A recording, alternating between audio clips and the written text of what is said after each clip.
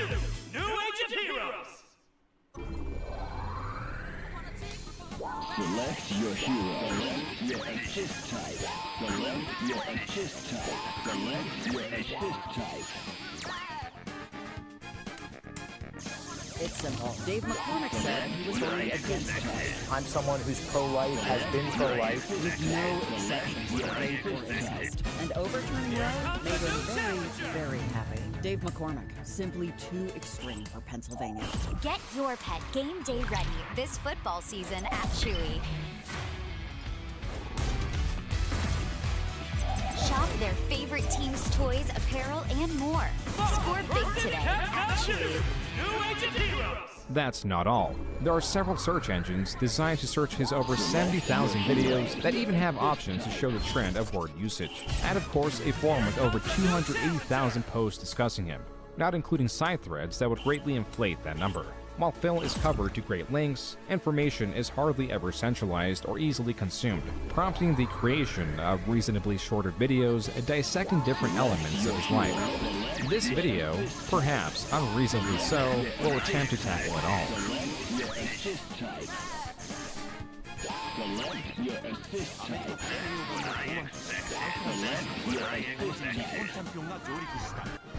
To the US population at large, November 8, 1998 was a normal day. For the 20-year-old Alex Valle, the American fighting game champion, it was anything but.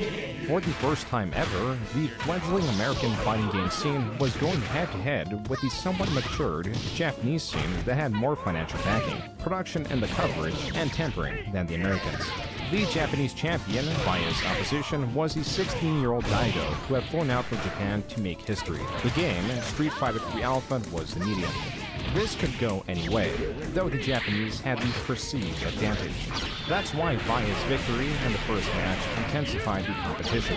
As the match rolls to the best of 3, Valle had to win one more match to be crowned world champion, and so Valle continued his aggressive strategy and tried to put pressure on Daigo.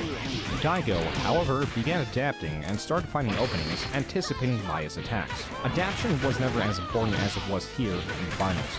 Both sides were exposed to strategies they had never been exposed to within their local competitive scenes. With the advantage on Daigo's court, he won the second match. At this point, the outcome was hardly predictable, as both sides were solidifying their strategies.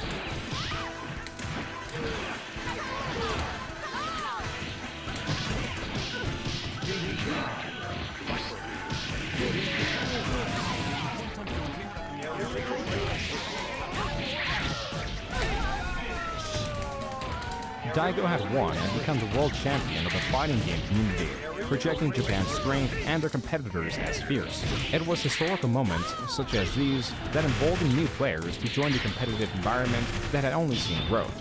Realistically, the only way one could compete is to join their local arcade scene, if they offered a competitive environment at all. While online play was non-existent, the internet did tend to the community by allowing a quick, cheap, accessible way to promote local or grand-scale events. One of these involved an 18-year-old Phil Burnell. Initially entering the online space with the alias Will Moses, he adapted other, short-lived nicknames such as Phil, Pro Like Hell Burnell, labeled as such for his strategy of using the throw move in Marvel vs. Capcom competitions that was viewed as unbalanced. Quote, everybody said that my victory was so quote-unquote cheap, and that I had no skill. Unquote. Regardless, Phil was performing well in his local gaming scene in Bridgeport, Connecticut. The next natural step was to attend ECC, or East Coast Championships, that hosted various fighting game competitions. Add to that, he said he would attempt to go. Phil had experience attained through many years spent visiting his local arcades, an experience that would otherwise be described as a frivolous pastime. The elitist nature and other unfavorable qualities that Phil was showing were more acceptable in these communities than they would be in others. And he did have that one thing that made him memorable, his aggression. Quote, I see it every day in my town. These little fucking wimps who call themselves quote-unquote thugs and pretend they're quote-unquote tough mofos. Well, if I ever get into a fight with one of them, hand-to-hand, I guarantee you I'll be the one standing afterwards. And if they pull a gun on me, I hope they have pretty good aim, because if they don't hit me with the first shot, I'll have already punctured the windpipe and ended their life. Unquote. This was in response to the general aggression Phil received when utilizing his infamous Twitter tactics. While Phil's response teeters from excessive to entirely unrealistic, it does expose the way he viewed himself as a macho, hardened, threatening individual. And that's why he chose his new name, Dark Side, which was directly influenced by the song Dark Side from the band Crazy Town. The reason for the Y in his name in place of the I is to avoid readers thinking that his name was anyway attached to the Star Wars universe, as that would be too nerdy. Phil provides other reasons for his demeanor, such as wanting to act as a heel in this developing space. A heel is someone, typically in wrestling, that is an inconsiderate or untrustworthy person, and due to their distasteful nature, the wrestling community actually enjoys matches with them, as getting trounced on is the ultimate satisfying outcome. And so Dark Side, as he was calling himself, was set on practicing and playing the newly released Marvel vs. Capcom 2. Though his palette was diverse, this is what his sights were set on. But there was an unforeseen issue. The game, released in February 2000, meant that it was untested and would not be at the East Coast Championship. Phil's solution was to make a tourney of his own at Motel 6 with a $5 entry fee. The results are unknown. What is that Phil was ingraining himself in his local community, and that he just graduated high school as the valedictorian. A valedictorian is the highest ranking student of a school's graduating class. The bestowment of such a title opened doors of opportunity. Ivy League colleges were in his purview, but he wasn't embarrassed. Yale rejected me, Harvard rejected me. There was 3 of them. I can't even remember what the 3rd one was, but every Ivy League school that I applied to said, no. And you want to know why they rejected me? It's this simple. Because I'm a white male. Where there is Phil Burnell, there are bound to be inconsistencies and lies. Here he states that it was because he was not racially diverse enough as a reason for not getting in, then later flips the excuse. Just off of that premise, it wasn't my extracurriculars, it wasn't my academics, it was based off the fact that I wasn't a rich white person. Another reason Phil provides for not getting in is that he signed up for financial aid, which he claims triggered an immediate rejection from the Ivy League schools. Whatever the case, his future had more potential than most. Throughout it all, he was still going to local tournaments. Here he recounts how the entrance for a local tournament doubled from 16 to 32 in just a year. He won this tournament, and with that, he is losing his potential. To make it big in this flourishing environment, practicing the game would have to encompass his life for nearly the next decade. And to finance the traveling, he took out various credit cards as his job selling yogurt did not provide enough income. Well, you go to Evo 2K4, Fighting Game Championship. 700 players from all over the world, Japan, Europe, North America, South America, all over the world.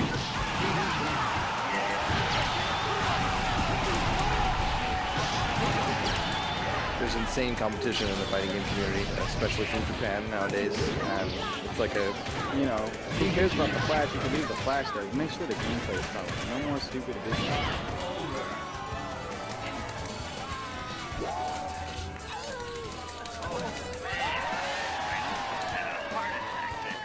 Those were moments from EVO 2004. EVO, or Evolution Championship Series, was becoming the end-all be-all for competitions in the fighting game community. Every year, the event grew. It grew rife with competition, controversy, diversity, and of course, increased attendance of Darkside Phil. East Coast versus West Coast.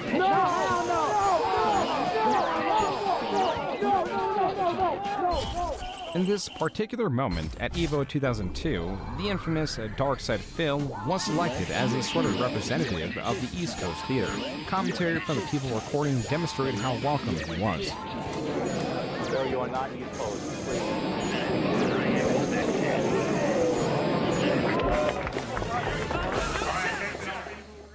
As much as Phil promoted his ability, when it came to EVO, the player base was at an entirely different level than he was used to.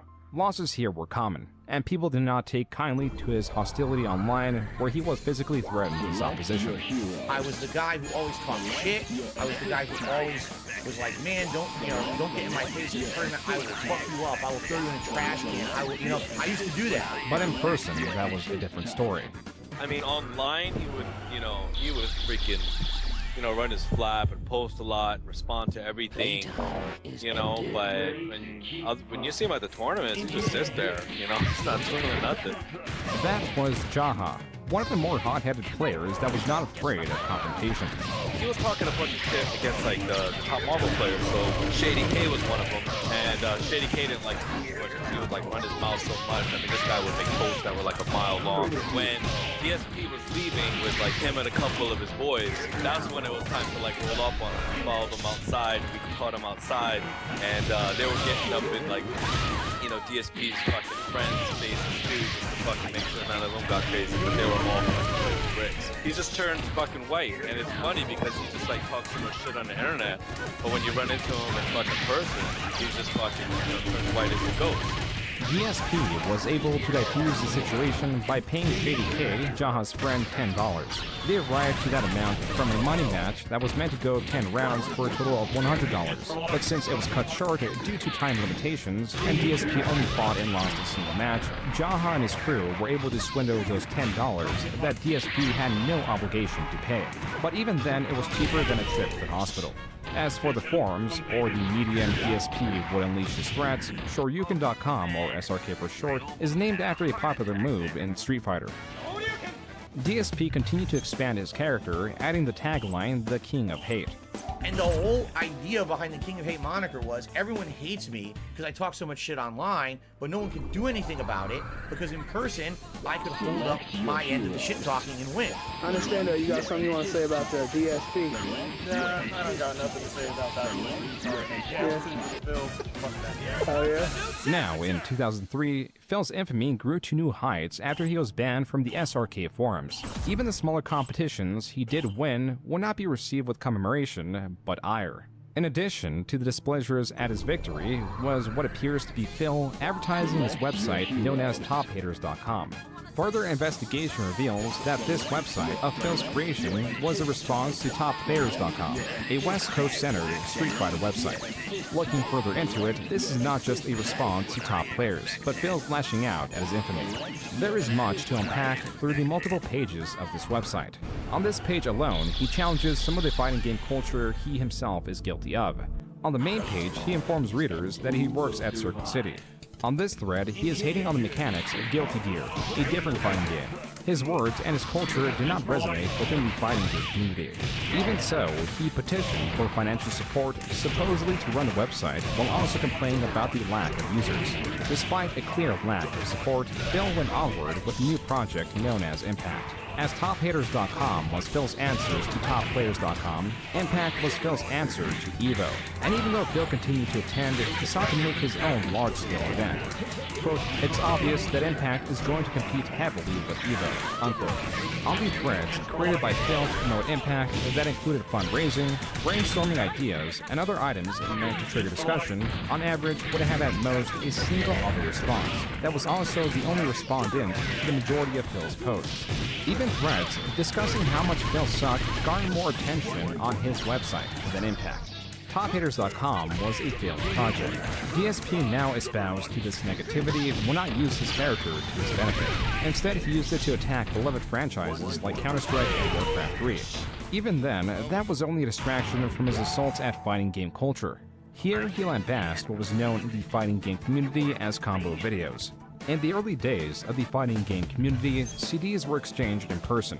These carried videos of various combos or tactics one could utilize, yet the existence of them were also controversial as groups could gatekeep the data. Now, with the internet in play and data shared at a faster pace, tactics and their discovery were virtually immediately adapted and the meta was becoming solidified. Even still, the combo video situation is more complex than just defining metas, as DSP points out. Quote, "In some cases, the combo videos are single character only or console only," unquote. The last bit is of utter importance. Now mid-2004, arcades have long been losing their purpose to the increasingly popular home video game console, and a stretch of competitions prioritizing consoles could increase accessibility for players and allow for significantly cheaper and easier to manage components as consoles and their elements could be set up and altered with ease. This transition was controversial only for those brought up in arcade culture and those in competitive gaming communities. When a game, like Street Fighter for example, is ported from the superior hardware of an arcade cabinet to the limited or vastly different video game console, color, resolution, and most importantly mechanics could differ based on the port. And though the technology and quality control had improved, it was still not good enough. It was a jump that would eventually have to be made, but perhaps it was too soon. Evolution console is my worst nightmare, dude. I'm an arcade player. I hear you. You know what I'm saying? I mean, if this is the future, we're gonna have to, it's evolving, so we're gonna have to adapt. Personally, I don't like it, but, you know. That was Alex Valle at EVO 2004, sharing what was the popular opinion among the top fighting game players. And to the displeasure of many, their worst nightmare would manifest in ways they could hardly predict.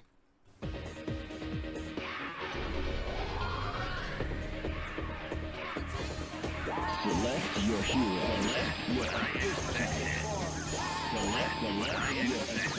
EVO 2005 would live in infamy for its decision to use the PlayStation port of Street Fighter II Turbo and the outcome of the matches. Both would receive protests in one way or another. In 2005, I think it was, the three of you were absent from ST Top 8. What happened that year? When you play Bison and you hit a fierce flame and it only goes like 20% of the screen, you got a problem with the game. You got some idiot named DSP, a total piece of shit, by the way. I like to get that on YouTube. But this guy thought he was hot shit and beat me and Troy in a game that was like, it's like fucking Neo Geo conversion of Street Fighter or some crap. First of all, I have to bring this up. Alex Valle did not enter this tournament. He claimed he was busy, he wouldn't show up. He was like, oh, I'm protesting EVO because they're not holding Arcade Super Turbo. I don't want to enter or whatever. Yet he was still there, but he didn't enter. I'm going to name some names now, people who I played and beat that day in Super Turbo on the PS1. You might be like, what the fuck? Jason Wilson, Mike Watson. I'm pretty sure I played John Choi and I beat him too. DSP at EVO 2005 surged in the ranks for Street Fighter II Turbo, a feat that was achieved through a superior knowledge of the game. During that period of time, I learned some major differences about the game, including the fact that some characters were different sizes. They weren't as tall or as short as they were supposed to be, and they had different hitboxes. I found out certain characters did different stun amounts than they did in Arcade Super Turbo. I found out that one of my characters, Vega, was incredibly easy to do these complex combos with, which actually was harder to do in the arcade version of the game. The beauty of Phil's achievement in now beating all of his American opponents in EVO 2005 is that he touts his knowledge as a fair advantage. But when he goes up against the Japanese players who also dedicated themselves to the port without protest, he changes his tone. So now I was in the position, boom, if I win like 1 to 2 more matches, I could win the whole event. And then my final match in the tournament was against Tokido, who picked a mirror. We did a mirror match at Vega. And he knew a few things about Vega that I didn't about the mirror match. And just because he knew those few things, he got the jump on me. And I remember distinctly making 1 to 2 major blunders that people were like, why did he do that? I mean, I don't know. You know, I was on the stage, I was playing in front of 1,000 or 2 people, and I was, you know, I fucked up, I admit. He beat me. And so what ended up happening, I got 4th place. The top 3 places were all Japanese players. DSP had ranked 4 at EVO 2005 for Street Fighter II Turbo, and used these statistics to state that he was the top American player. The more he will promote this, the more he'll be scrutinized for the details around his victory. What's more, the details about his life outside of the fighting game community were less savory. I had to leave that other job, and as I told you, to go to EVO 2005, I had racked up my credit card bills like sky high. I owed a ton of credit card debt. With more debt accrued, Phil moved back in with his parents and was working a job at Best Buy. Here, he was living off the high of his new title. Perhaps unrecognized and unvaluable to the population at large, that was not the case for his local competitive environment that were in awe of Phil's achievement. One day, my friend Tony, who mostly we were known for playing Marvel vs. Capcom 2 and Capcom vs. SNK 2 together, said, hey, I got a couple buddies who actually like Super Turbo, and obviously that's the game you're really good at. You want to go breakdown? And this is the first time I ever met John Reed. So it was probably between like 2005 2006, I would guess. When I first met him, I felt like it was like a deer in headlights moment. Like, oh my God, this is the guy who just came back from Evo and played. John Rambo, coincidentally sharing the name of the action movie character, was becoming DSP's best friend. They shared an expansive list of friends as DSP continued to be revered in his local competitive environment. He was even allowed back on SRK and was helping run regional competitions. As now patterned, his investments into the fighting game community continued to hurt his finances. He was even fired from his job at Best Buy for using an employee discount to purchase equipment that would be used at East Coast Championships 2006. Now on unemployment, DSP's financial decisions became ever more reckless. For 2006 and 2007, I started traveling playing all what was considered qualifying tournaments for Evo, which was the big national finale. Think like there's qualifying games in any sport, and then there's the big final, right? As I started attending all these qualifier tournaments, I was winning them. This is true, and this is footage of his victory at Evo East 2006.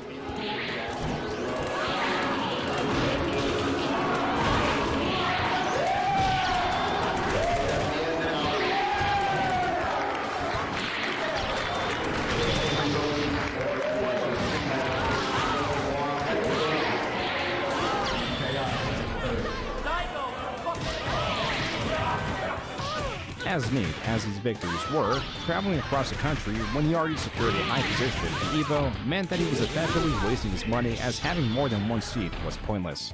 Wow, Phil is now seeded to be in the finals at Evo like 7 times. We need to actually take people who we beat and put them into the spots, because we can't have a whole bracket that's just Phil playing. These victories inflated his ego beyond measure and created an even more aggressive Phil. First of all, you are fucking hypocrite. You have no problem. You have no problem talking about my shit. You gonna whoop your fucking ass. Oh, you gonna whoop my fucking ass? Oh, I want to see that shit. DSP continued to seek out a physical altercation, and in most cases, it led to nothing. Other times, he miscalculated and threatened someone who could reciprocate threats, reinforced by real experience. Viscount, a veteran of the fighting game community, was lambasted by DSP. Quote, so first Phil was like, okay, well you have to sign some document because if I kill you, I don't want to be responsible. And I was like, whatever.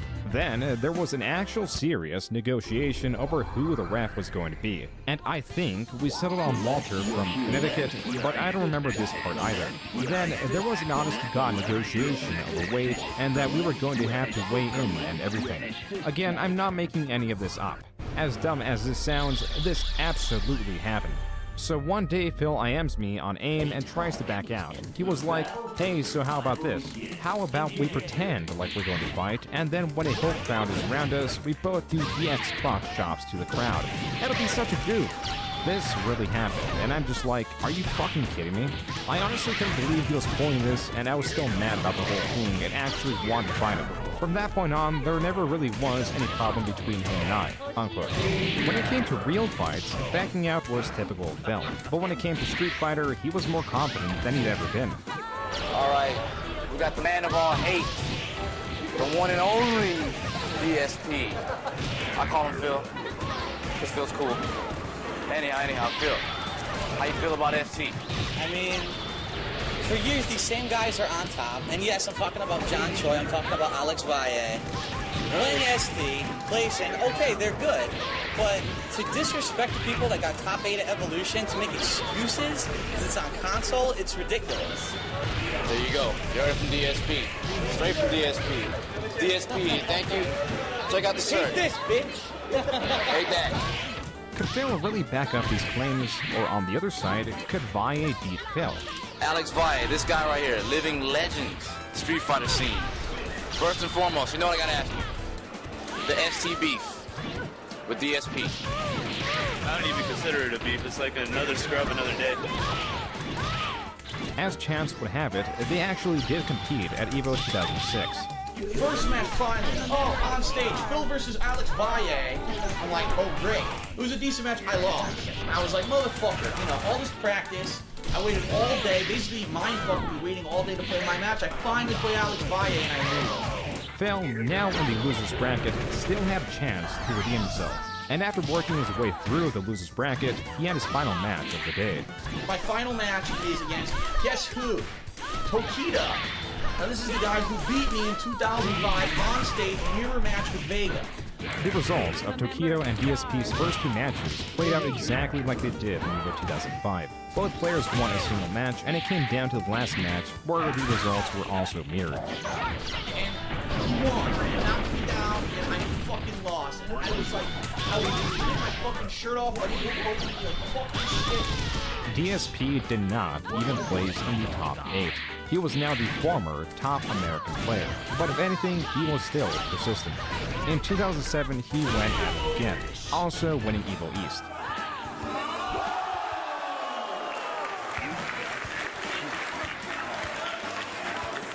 Even though, with his victory, DSP qualified to be seated higher at Evo, he still attended Evo West, which was held at Comic-Con.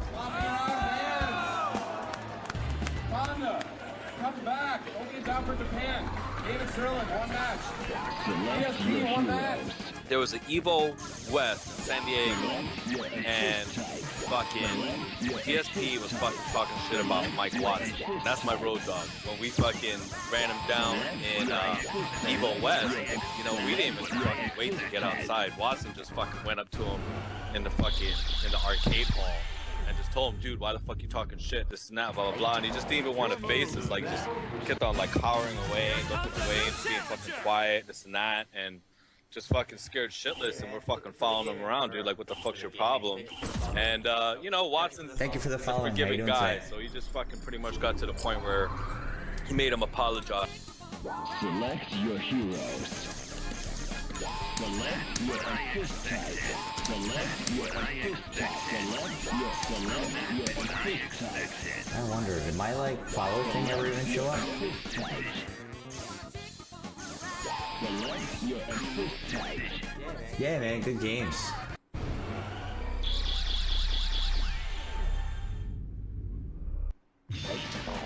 Yeah, why is that not coming up? That's kind of lame.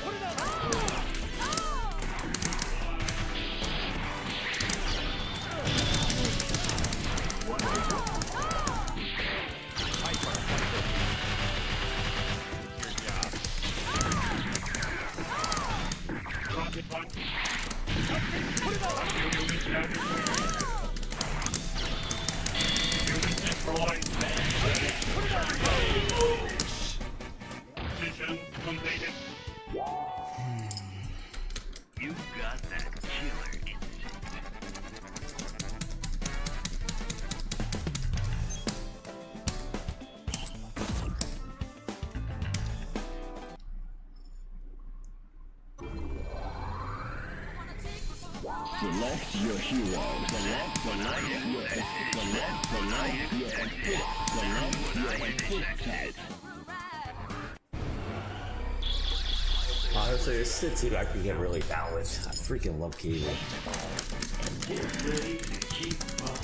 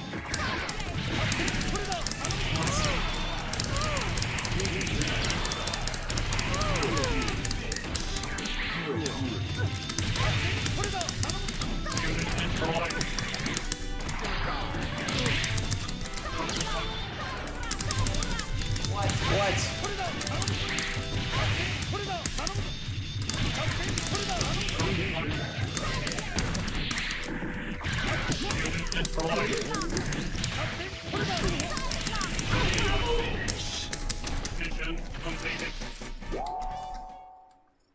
I just can't believe it. You're amazing.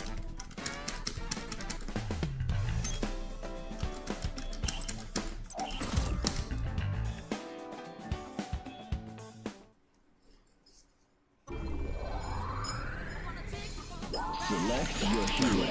Maybe we try this out. I mean, I really don't hate this either. Select your assist type. Select your assist type. Select your assist type.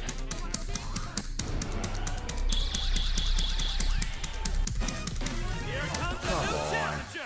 I gotta take this off.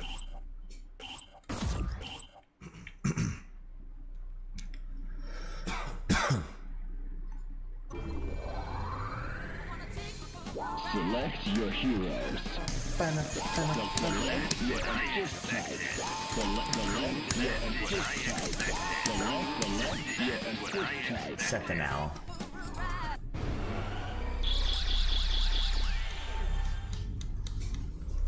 Playtime. Get ready to keep up. Engage.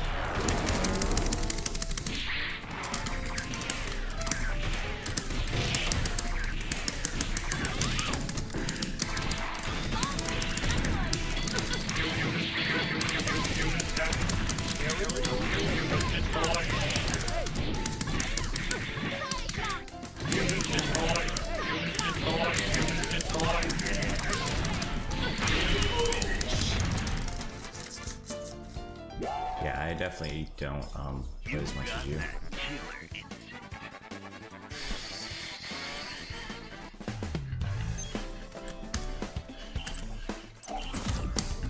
Definitely smart, Finn.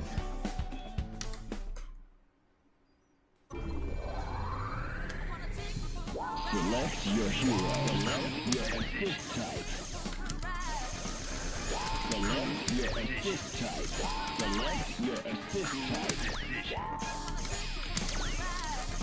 Select your assist. Select your assist type.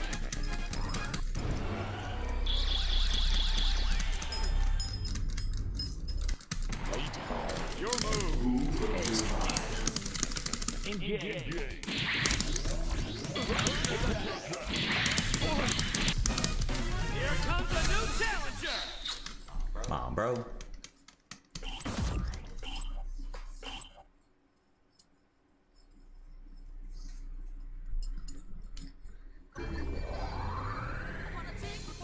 Select your hero.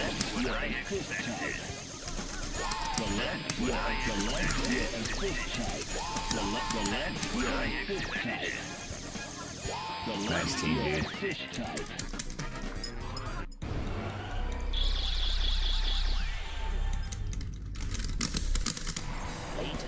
Your move. Get ready. Engage.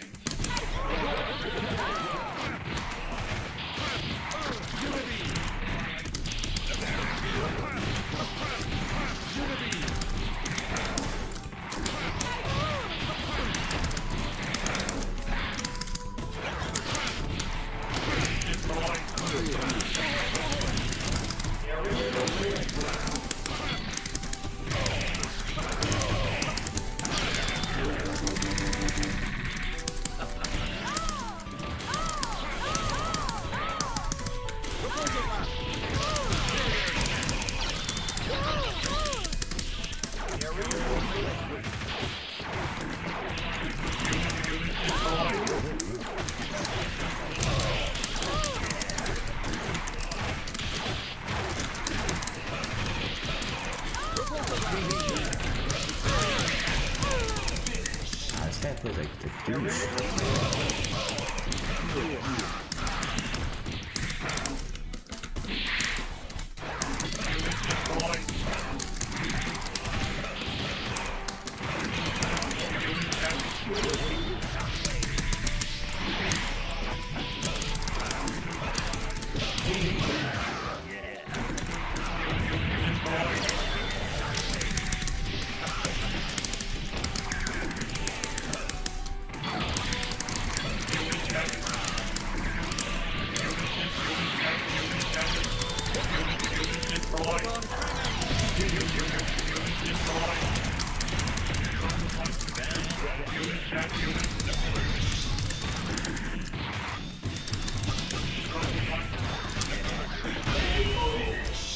What a bitch, dude.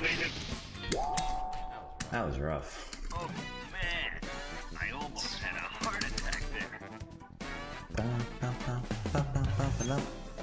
A bronze. Yeah, sure, bro. You're tripping. Way better than a bronze.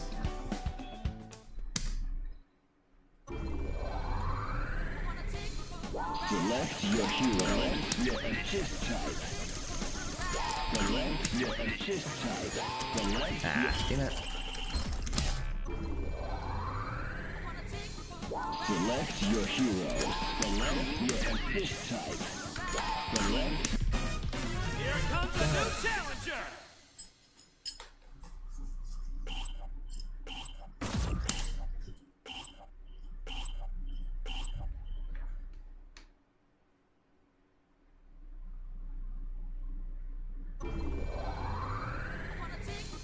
Select your heroes. Select your assist type. Select your assist type. Select your assist type.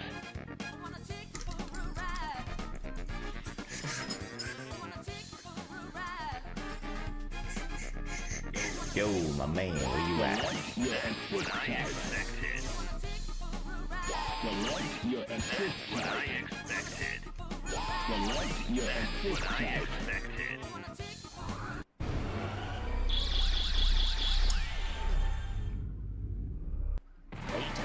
Your move. Get ready. Engage.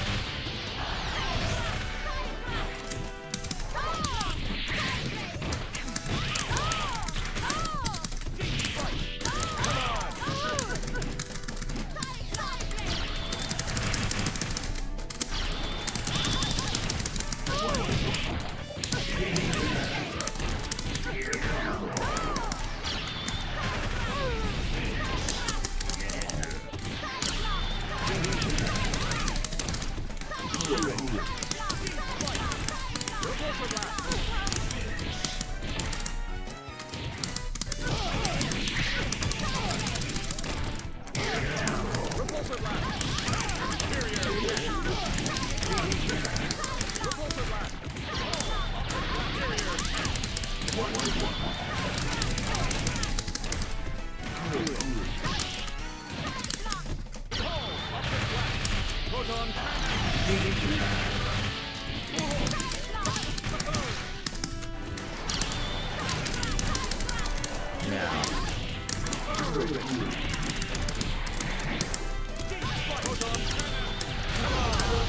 ain't shit. Superior attack. I just can't believe it. You're amazing.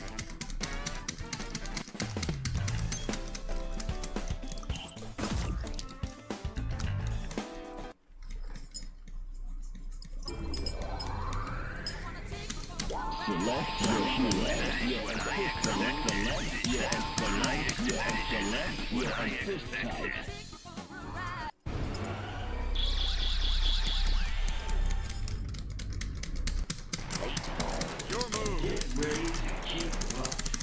Engage.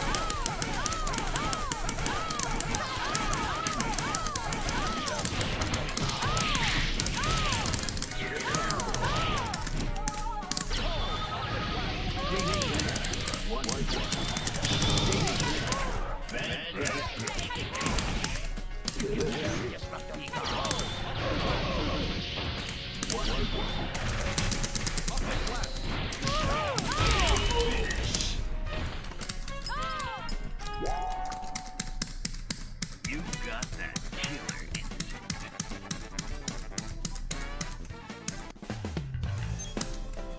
That guy's really good.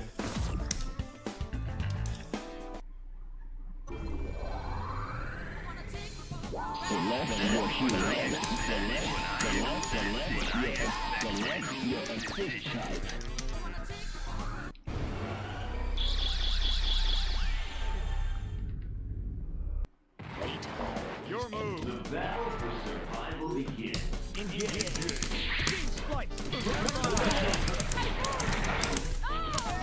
Smart bomb.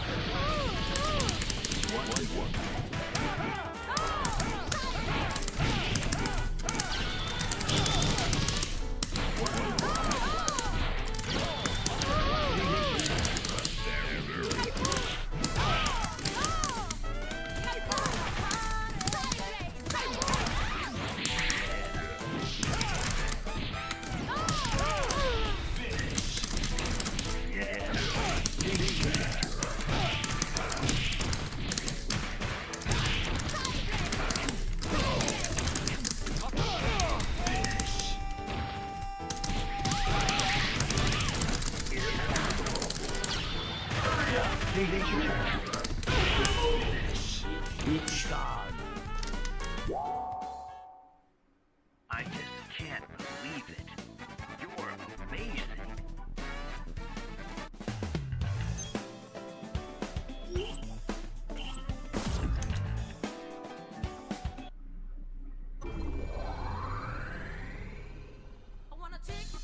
Select your hero.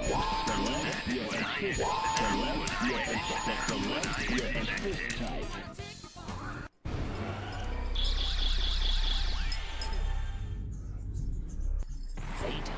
Your move. The battle will begin. Engage. Fight. Come on.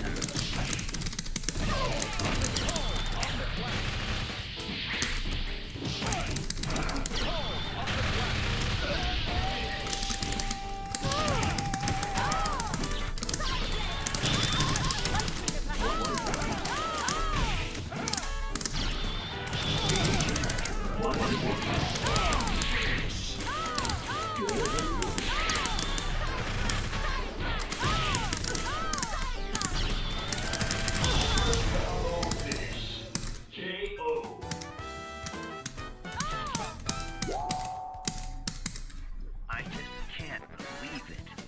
You're amazing.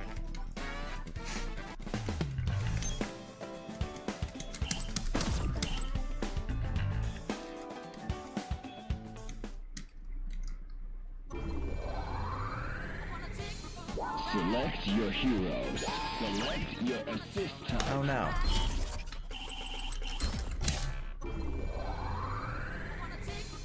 Select your heroes. Here comes a new challenger.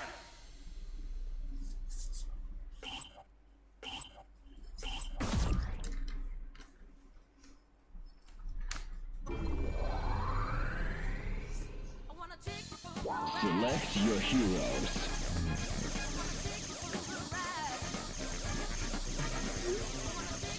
Select your assist type. Select your assist type. Select your assist type. Select your assist type. Select your assist type. Select your assist type.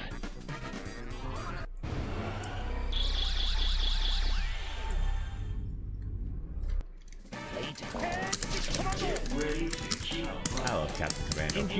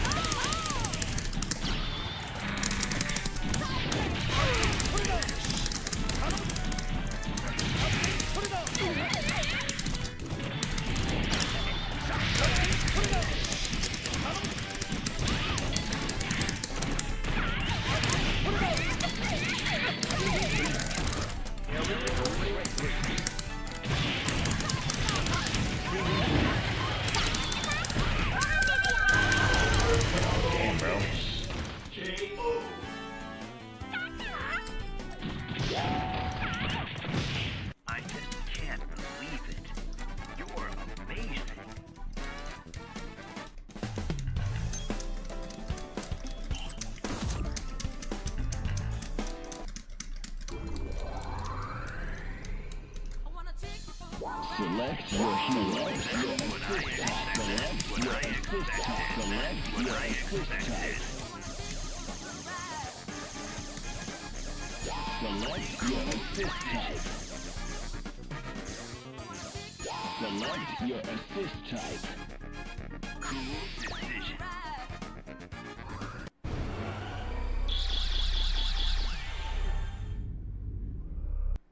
Playtime is ended. Get ready to kick butt. Engage.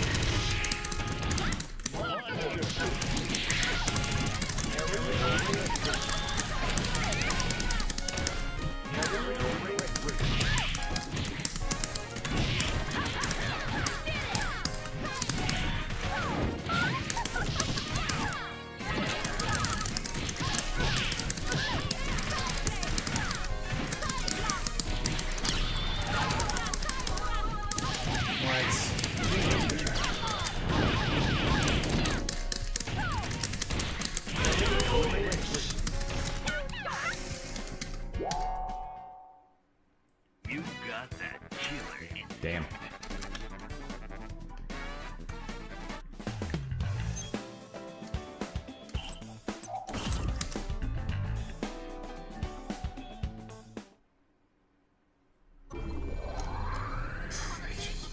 Select your hero. Select your assist type. Select your assist type. Select your assist type.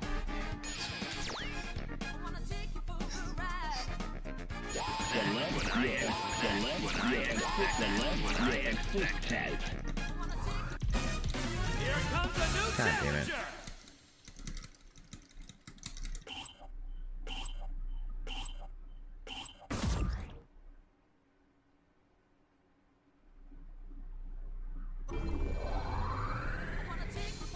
Select your heroes. Select your assist. Select your assist. Select your assist. Select your assist. Select your assist type.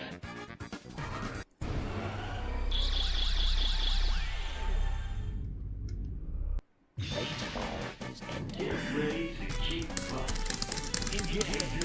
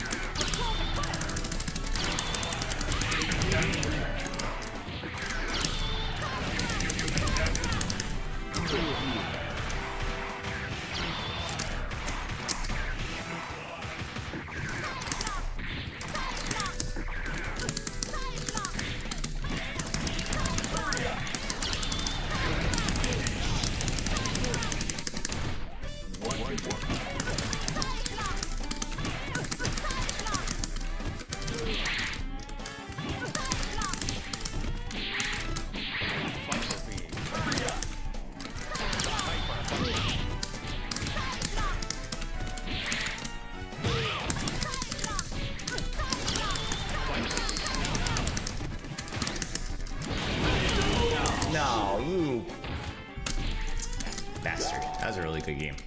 Why? Dude, you barely won.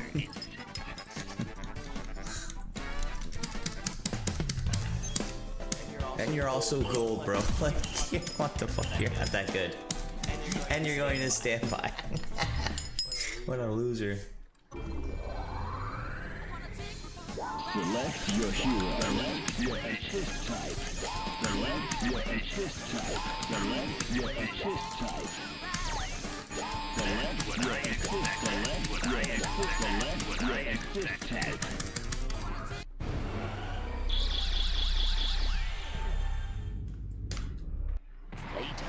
Your move. Get ready to keep up.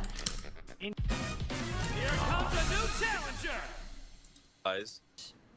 I said, you gotta do what you gotta do. If you feel like you're gonna make you feel better to hit me, then go ahead. I guess I deserve it.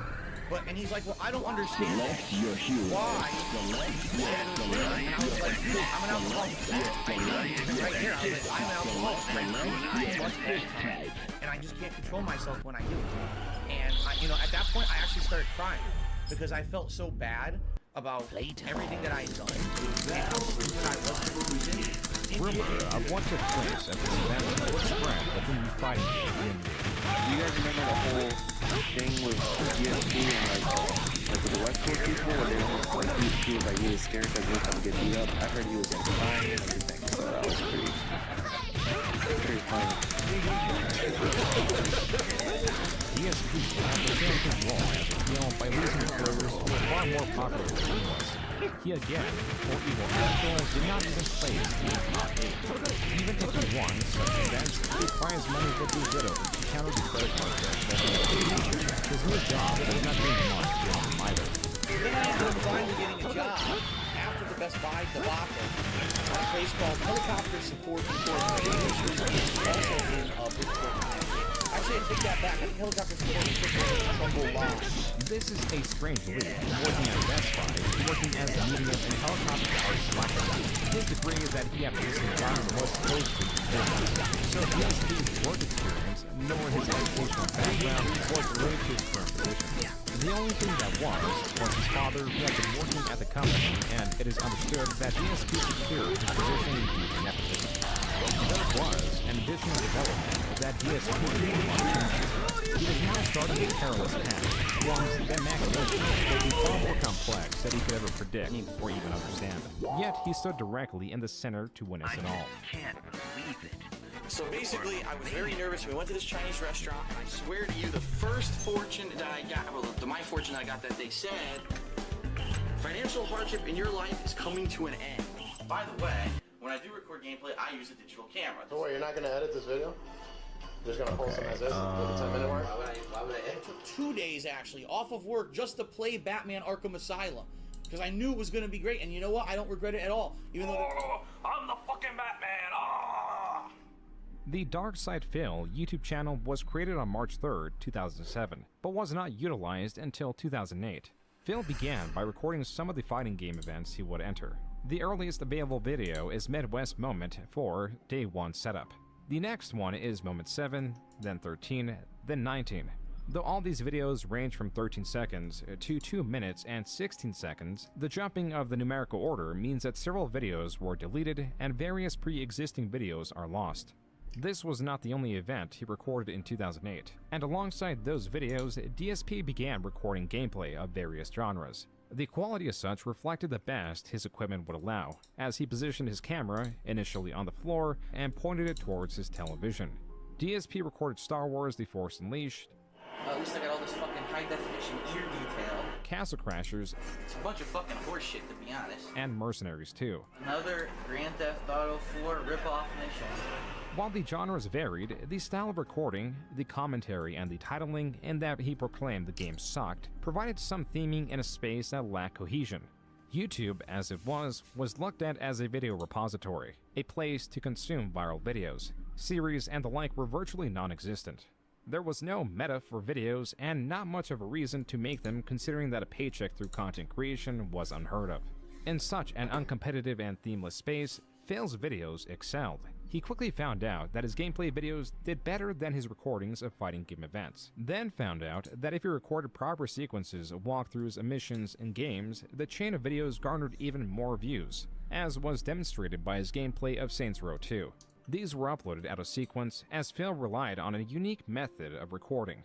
Instead of recording the entirety of his gameplay in one go that would create a single video file to chop into several parts, Phil subverted the need to edit his videos down below the required 10-minute mark that YouTube had by physically stopping the recording on his camera every couple minutes.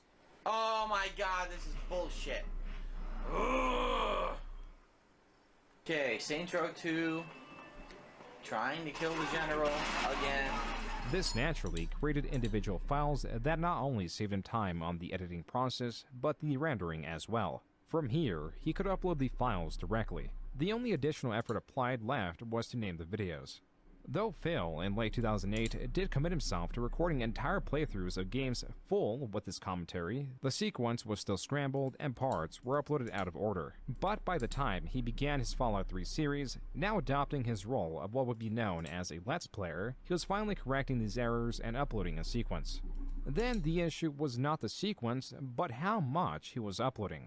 If he did a 4-hour recording session, that amounted to 25 videos, and those 25 videos were uploaded from November 28th to November 29th.